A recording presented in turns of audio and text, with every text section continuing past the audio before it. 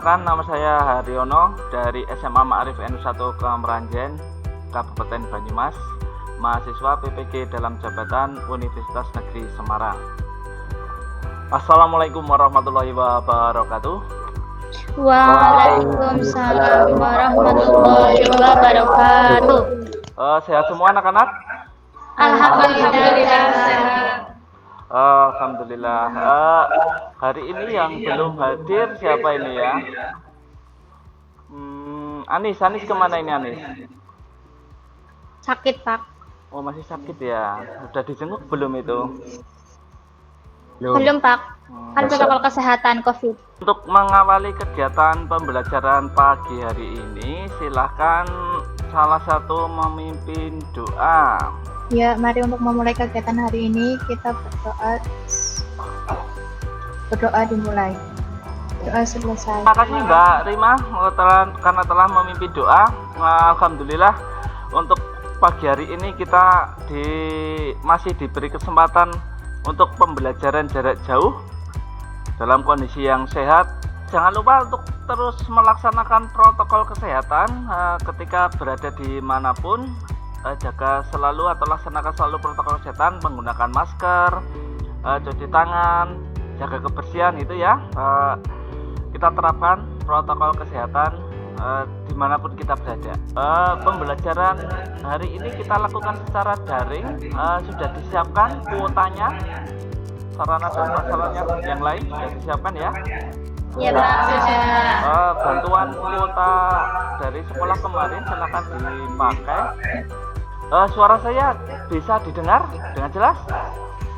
Bisa ya? Oke. Kalau bisa berarti sinyalnya cukup bagus itu di daerahnya.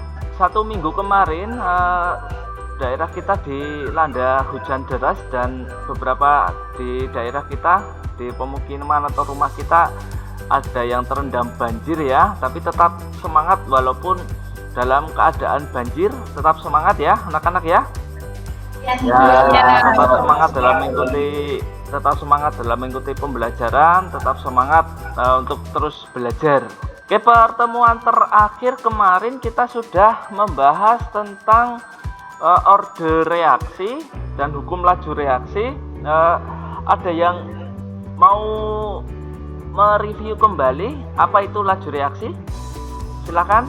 Saya, Pak. Oke, monggo Mbak Anti. Jadi laju reaksi adalah laju berkurangnya konsentrasi reaktan dan bertambahnya konsentrasi hasil reaksi setiap satuan waktu. Iya, betul sekali. Jadi laju reaksi itu adalah laju berkurangnya suatu reaktan atau laju bertambahnya suatu produk setiap satuan waktu. Berarti laju reaksi selalu berhubungan dengan waktu ya, anak-anak ya. Untuk pembelajaran kali ini kita akan memasuki faktor-faktor yang mempengaruhi laju reaksi. Sebenarnya kemarin sudah dibahas di teori tumbukan. Saya tampilkan dulu PowerPoint-nya. Pertemuan kali ini kita akan membahas tentang faktor-faktor yang mempengaruhi laju reaksi. Nah, kompetensi dasarnya adalah menentukan order reaksi dan tetapkan laju reaksi berdasarkan data percobaan. Terus nanti kita masuk yang 4.5 ini, yaitu merancang, melakukan, dan menyimpulkan serta menyajikan hasil percobaan faktor-faktor yang mempengaruhi laju reaksi dan order reaksi. Nah, indikator pencapaian kompetensinya berarti nanti tujuan pembelajaran kali ini adalah merancang percobaan faktor-faktor laju reaksi. Setelah dirancang nanti melakukan percobaannya, kemudian dipresentasikan hasil percobaan tersebut. Kenapa kita mempelajari faktor-faktor yang mempengaruhi laju reaksi? Apakah ada hubungannya dengan kehidupan di sekitar kita? Nah, di sekitar kita itu banyak sekali contoh-contoh laju reaksi. Jadi penerapan faktor-faktor laju reaksi juga diterapkan di dalam kehidupan sehari-hari kita itu. Oke, coba perhatikan gambar berikut, fenomena berikut. Ada gambar besi berkarat, letusan kembang api, pembakaran kayu bakar, pelarutan gula, kopi, dan menyimpan daging dalam freezer. Nah, Kira-kira tujuannya apa sih menyimpan makanan di dalam kulkas itu? Agar awet. Agar Awet. awet. Oke, agar awet ya. Kenapa bisa makanan lebih awet ketika di dalam kulkas? Karena ketika di dalam kulkas suhunya lebih rendah. Oke, ketika di dalam kulkas suhunya lebih rendah. Berarti suhu adalah salah satu faktor yang mempengaruhi laju reaksi. Gitu ya. Sambil dibuka LKPD-nya ya. Sudah Ya. di-download? Sudah ya. Nah, LKPD-nya ada itu, silakan dibuka.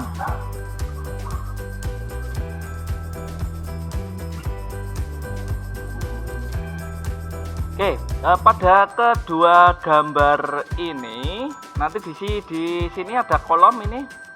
Di sini juga ada kolom, silakan kolom-kolom itu diisi sesuai dengan pemahaman masing-masing dan nanti berdasarkan hasil diskusi.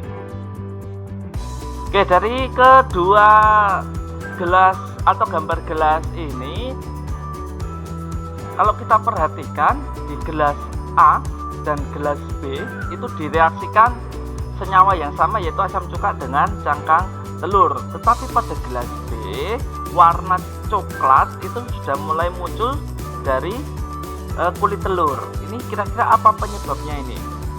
Mungkin di gelas A cukanya lebih sedikit daripada cuka di gelas B. Maka dari itu telur di gelas B sudah memunculkan warna kecoklatan, sedangkan di gelas A belum. Ya, betul sekali jawabannya dari Mas Rauf, bagus sekali itu. Jadi konsentrasi di gelas A dan gelas B, konsentrasi cuka di sini ya, itu berbeda. Terlihat di gelas B itu konsentrasinya lebih besar, gitu ya. Oke, selanjutnya coba perhatikan ini. Anak-anak tahu kubus ya? Kubus ya? Sisinya itu 1 cm, berarti luas permukaannya adalah 6 cm. Betul ya? Nah, ketika kubus ini saya potong menjadi 2. Jadi 2 balok. Nah, kalau satu baloknya luasnya 4 cm persegi, kalau jadi 2 berarti kan cukup dikalikan 2. Jadi 8 cm persegi. Nah, ini ilustrasi yang lain. Ini ada sebuah kubus. Nah, kita bagi menjadi 8 misalkan. Nah,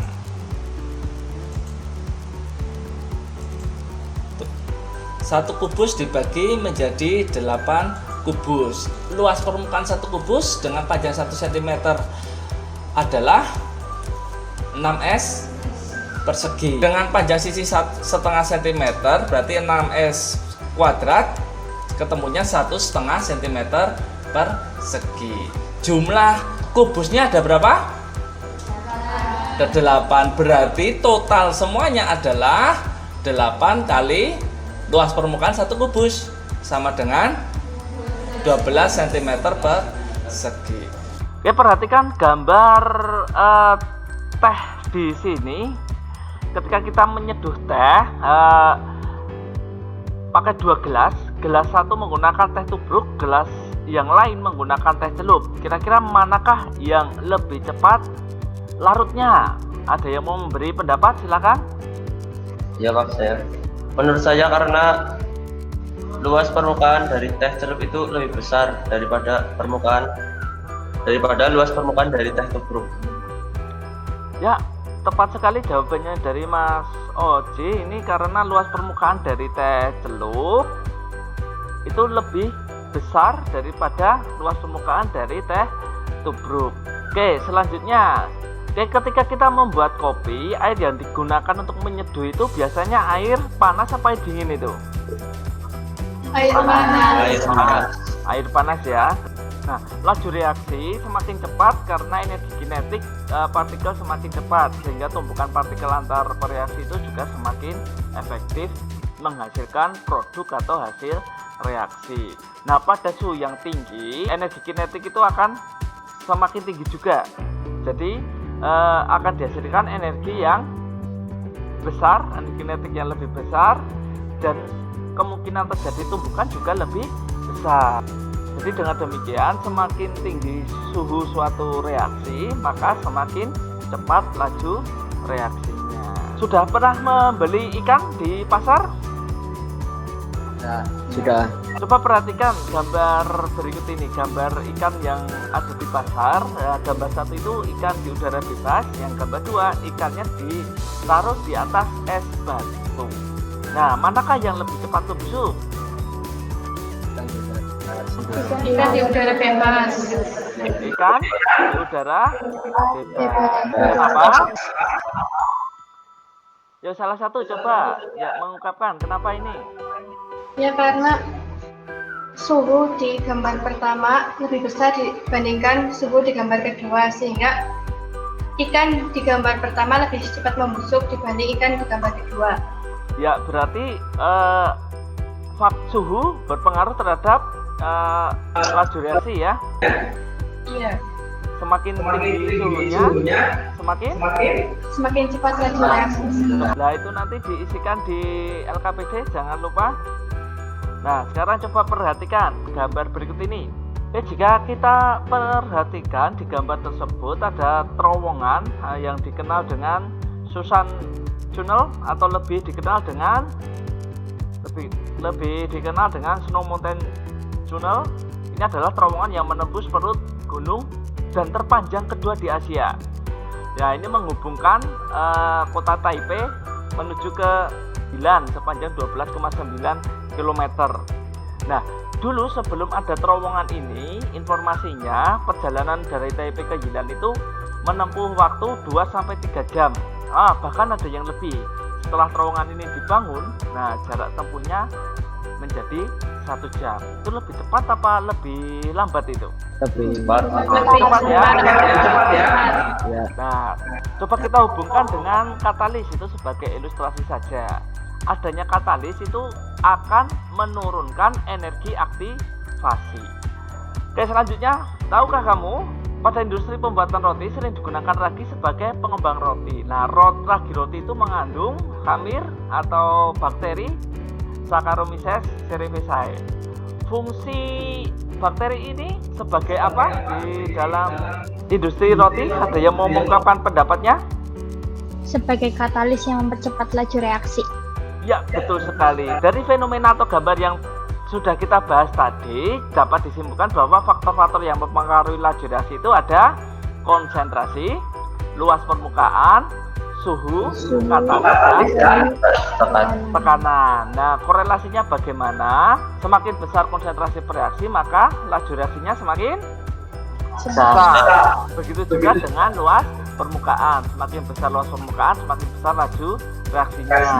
Begitu juga dengan suhu dan penambahan katalis. Juga nanti untuk penambahan tekanan gas itu ya. Pertemuan kali ini nanti kita akan membuat proyek percobaan faktor-faktor yang mempengaruhi laju reaksi. Bagaimana proyek tersebut dilaksanakan? Proyek percobaan faktor laju reaksi tersebut nanti kita laksanakan. Pertama kita lakukan dulu perencanaan proyek. Nanti silakan bentuk kelompok. Nah, rencanakan dengan matang proyek percobaan faktor laju reaksi apa yang akan dilakukan. Ya, dalam merencanakan proyek atau menyusun rencana proyek, silakan kembali dibuka LKPD-nya.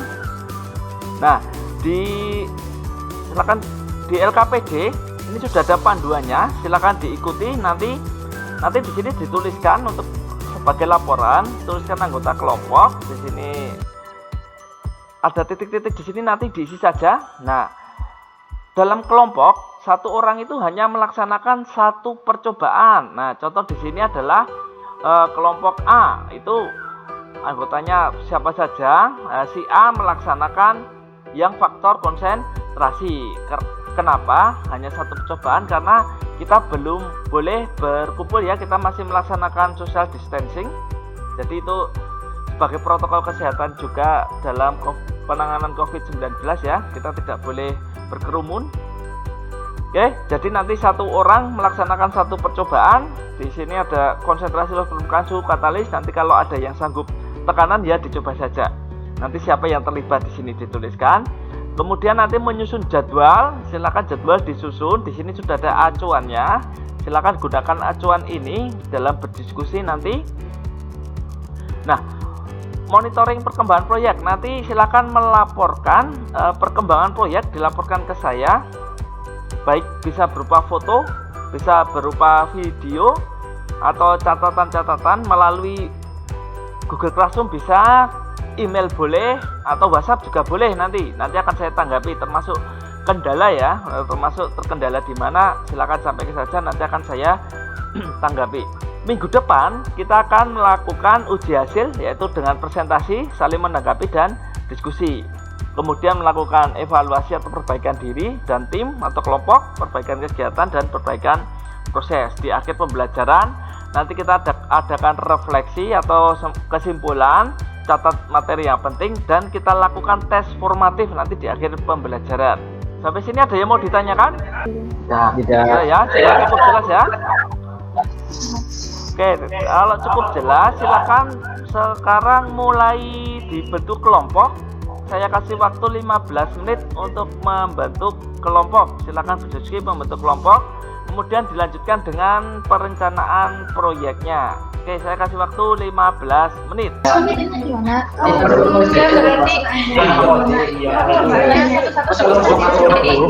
Nanti aku mau analisis ya.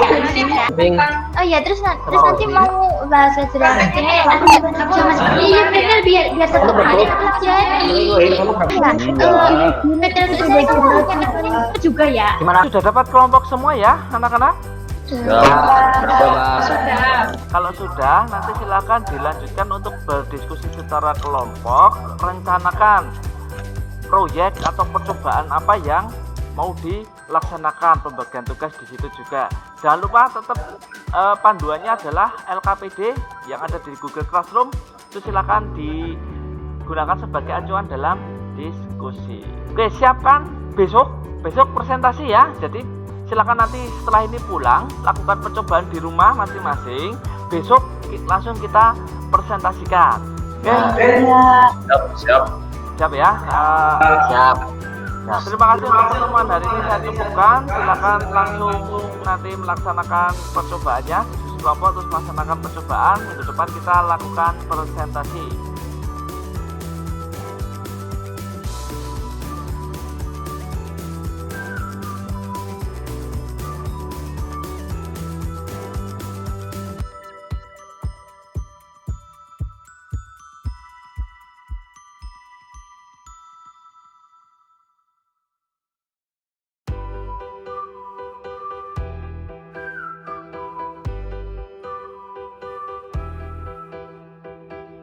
Pertemuan terakhir kemarin kita sudah berdiskusi, sudah terbentuk kelompok, sudah melakukan percobaan di rumah masing-masing ya. Nah, hari ini jadwalnya adalah uji hasil atau presentasi. Silahkan nanti mempresentasikan hasil percobaan yang telah dilakukan kemarin. Nah, ini kelompoknya siapa dulu nih yang sudah siap untuk melakukan presentasi? Ya, saya Pak. Ya, kelompoknya Mas Oji, kelompok 3 ya Mas Oji ya. Oke, silakan mulai saja presentasinya untuk kelompok 3. Oh, yang lain memperhatikan ya, nanti silakan ajukan pertanyaan atau saling diskusi. Nah, nanti saling diskusi dan saling menanggapi. Oke, silakan kelompok 3 yang diwakili oleh Mas Oji. Saya dari kelompok 3 akan mempresentasikan hasil percobaan kelompok kami kemarin. Berikut data-data hasil percobaan dari kelompok kami. Sebelum saya menjelaskan hasil dari percobaan kami, berikut video atau dokumentasi dari percobaan yang saya lakukan. Ada alat dan bahan. Ini ada sendok, gelas ukur, cuka murni,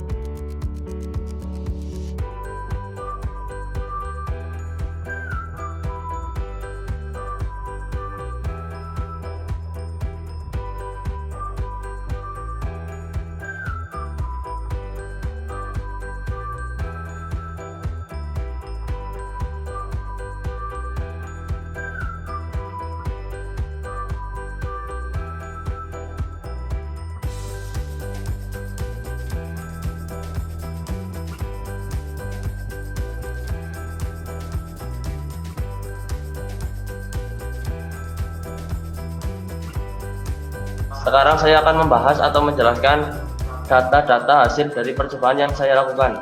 Saya menggunakan alat dan bahan sebagai berikut, yaitu yang pertama alat menggunakan botol plastik, yang kedua sendok, yang ketiga stopwatch, yang keempat balon udara. Sedangkan bahannya saya menggunakan asam cuka, soda kue, dan air. Data pengamatan percobaan faktor konsentrasi terhadap laju reaksi. Ya, mungkin itu yang bisa saya sampaikan dari percobaan kelompok kami. Kurang lebihnya mohon maaf. Ada yang mau bertanya? Balon mana yang menggelembung lebih besar di antara botol plastik 1 dan botol plastik 2? Botol plastik yang pertama menggelembung lebih besar daripada botol plastik yang kedua. Oke, terima kasih untuk kelompok 3, presentasi yang bagus.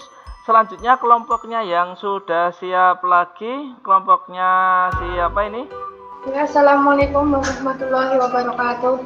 Waalaikumsalam. Sebelum masuk ke data pengamatan, saya akan menayangkan video dokumentasi praktikum yang sudah dilakukan. Assalamualaikum warahmatullahi wabarakatuh. Saya di sini akan melakukan praktikum faktor luas permukaan terhadap laju reaksi. Di sini alat dan bahan yang dibutuhkan adalah gelas, bensin, dan styrofoam. Di sini saya sudah memotong styrofoam dengan ukuran 12 x 5 cm. Bagian yang ini sama, tetapi saya potong menjadi beberapa bagian. Sedangkan yang ini saya potong-potong menjadi bentuk serpihan. Yang pertama, saya akan mereaksikan berupa potongan styrofoam terhadap bensin. Yang pertama, styrofoam berupa potongan ukuran 12 x 5 cm.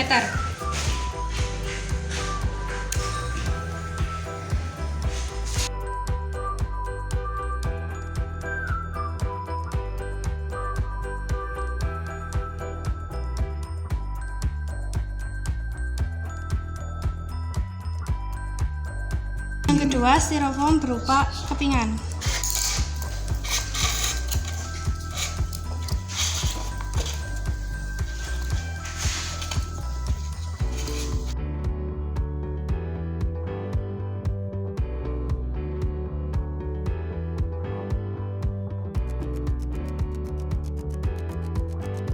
Yang ketiga, styrofoam berupa serpihan.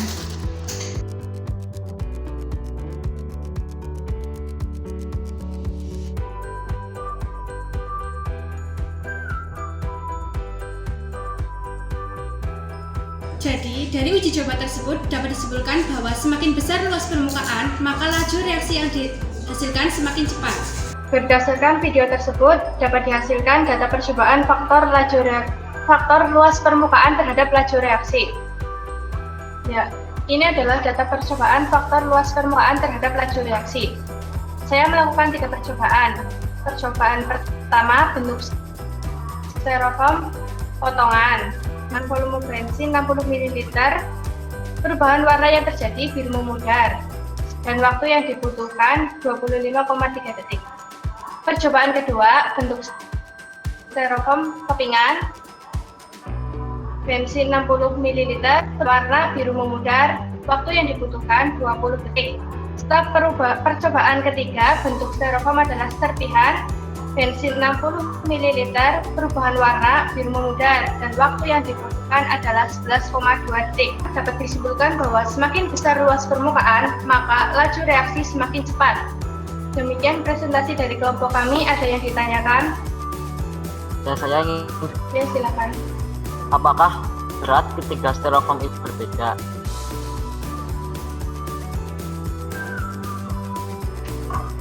Ya, maaf saya belum mencantumkan ukurannya. Jadi, ketiga bentuk styrofoam tersebut adalah memiliki ukuran yang sama, yaitu 7 x 12 cm.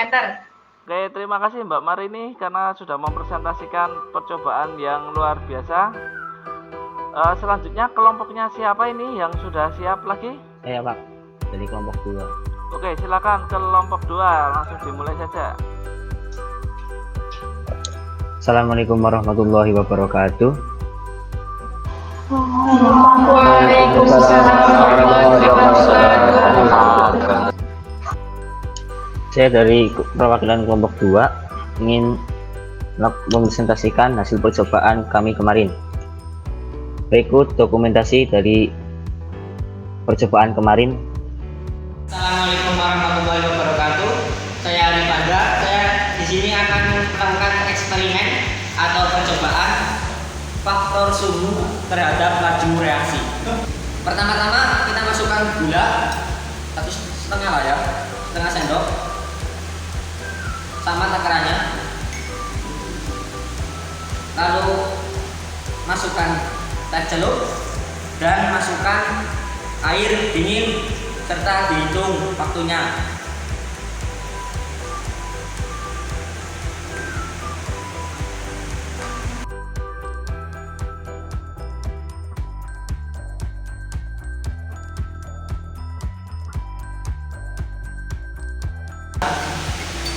Ini waktu gelas pertama dengan air dingin 1 menit 21 detik.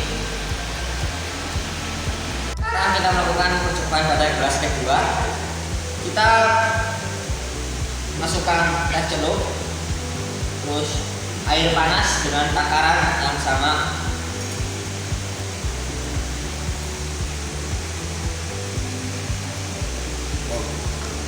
Sama ya.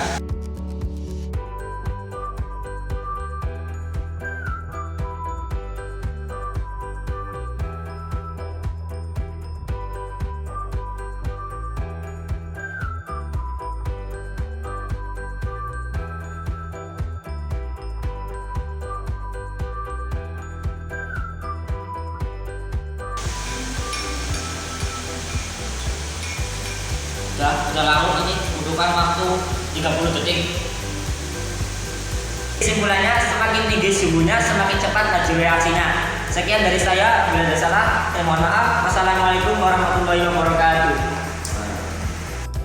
Ya, begitu hasil dokumentasi yang kemarin. Dari hasil percobaan kemarin dapat dibuat data sebagai berikut.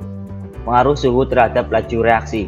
Alat dan bahan: 1 stopwatch, 2 gelas, 3 gula, 4 air panas, 5 air mineral, 6 sendok, 7 teh celup. Hasil percobaan. Saya ingin bertanya.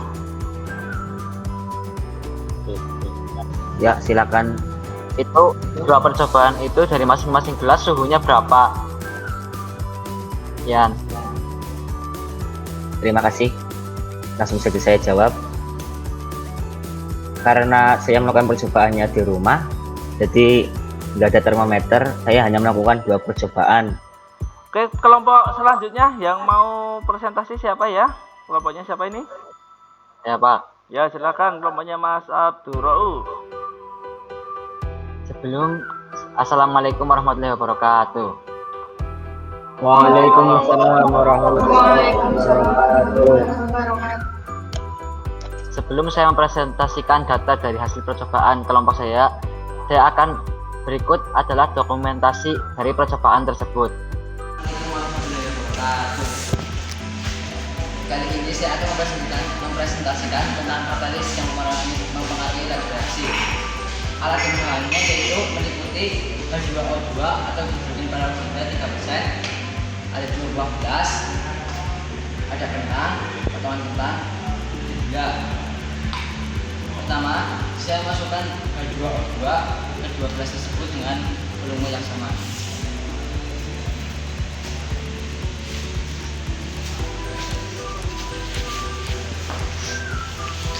Yang satu dimasuki dengan kentang, yang satu dimasuki dengan gula. Lalu kita hitung waktunya.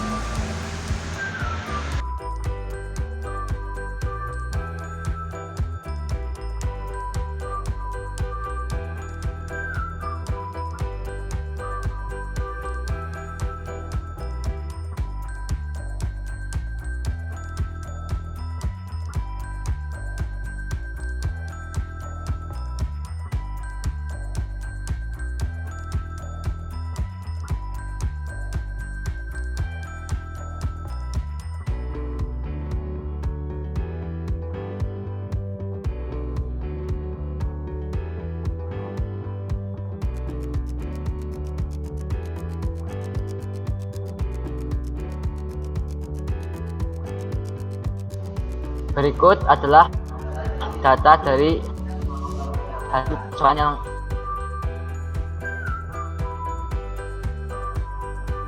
alat dan bahannya meliputi larutan H2O2, 2 buah kentang, dan saya melakukan coba 40 ml. Zat yang ditambahkan, saya menambahkan gula. Hasil reaksinya tidak terbentuk gelembung. Dalam percobaan kedua, saya menambahkan volume H2O2 sebanyak 40 ml. Zat yang ditambahkan kentang, hasil reaksi terbentuk gelembung. Waktu yang dibutuhkan untuk terbentuk gelembung yaitu 2 menit 28 detik. Di sini kentang berfungsi sebagai katalis karena kentang mengandung enzim katalase yang berfungsi untuk mempercepat laju reaksi. Oke, terima kasih. Seluruh kelompok sudah melakukan presentasi dengan baik dan sudah saling menanggapi. Ini sudah saya nilai semuanya. Lah, dari hasil percobaan atau kegiatan pembelajaran pada hari ini, ada yang mau memberikan kesimpulan? Silakan, salah satu memberikan kesimpulan. Ya, Pak. Ya, silakan Mas Abdul. Jadi faktor-faktor yang mempengaruhi laju reaksi itu ada 4. Yang pertama konsentrasi, yang pertama konsentrasi, yang kedua luas permukaan, yang ketiga suhu, yang keempat katalis. Jadi yang pertama semakin besar konsentrasi reaksinya, semakin cepat laju reaksinya. Yang kedua luas permukaan, semakin luas permukaan benda maka semakin cepat laju reaksinya. Semakin cepat laju reaksinya. Yang keempat katalis. Katalis berfungsi untuk mempercepat laju reaksi namun tidak mempengaruhi hasil dari reaksi tersebut. Sekian. Ya, terima kasih Mas Abdul. Jadi kesimpulannya hari ini adalah benar sekali itu faktor-faktor yang mempengaruhi laju reaksi itu berdasarkan percobaan yang sudah dilakukan ada 4, yaitu konsentrasi, luas permukaan, suhu, dan katalis. Semakin besar konsentrasinya semakin cepat laju reaksinya. Begitu juga dengan luas permukaan dan suhu, semakin besar luas permukaan dan suhunya semakin cepat laju reaksinya.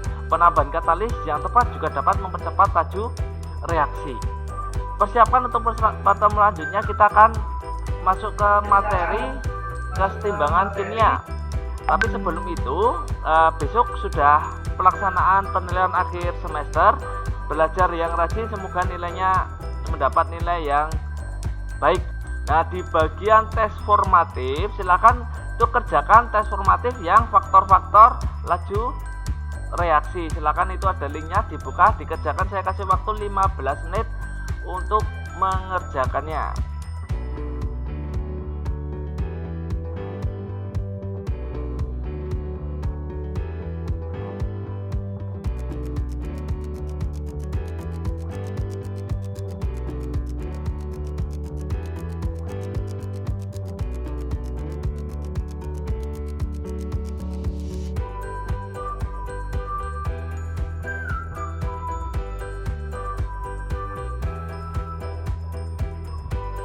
Oke, 15 menit sudah selesai. Terima kasih anak-anak untuk pembelajaran hari ini. Saya rasa cukup. Jangan lupa terus laksanakan protokol kesehatannya. Dan kita senantiasa berdoa agar daerah kita terhindar dari banjir seperti yang kemarin kita rasakan. Saya cukupkan dari saya untuk pertemuan kali ini. Untuk mengakhiri kegiatan pembelajarannya, silakan salah satu memimpin doa. Untuk mengakhiri pertemuan pada hari ini, marilah kita berdoa menurut kepercayaan masing-masing. Berdoa mulai.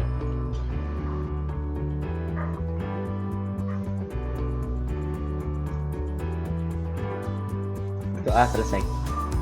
Oke, terima kasih. Makasih anak-anak, tetap semangat, jaga selalu protokol kesehatannya. Sampai ketemu setelah pelaksanaan penilaian akhir semester dengan semangat yang baru. Walaupun pembelajaran jauh, kita tetap selalu jaga semangat belajar kita. Tetap semangat. Assalamualaikum warahmatullahi wabarakatuh. Waalaikumsalam.